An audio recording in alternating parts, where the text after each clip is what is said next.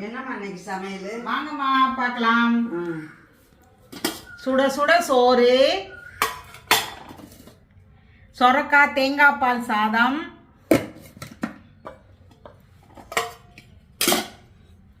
Carrot பாசிப்பருப்பு போட்ட salad, omelette, ரசம்,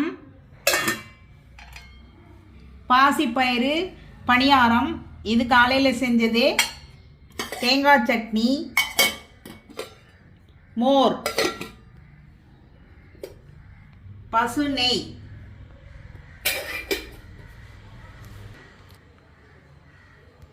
பாசிப்பயிறு பணியாரம் வந்து காலையில் செஞ்சது. இது நம்மளோட ஸ்ரீலக்ஷ்மி சேனல்ல வருது. சொரக்காய் தேங்காய் பால் சாதம் அம்மா டேஸ்ட் பண்ண போறாங்க. சூப்பரா இருக்கு. இதுவும் நம்ம சேனல்ல வருது.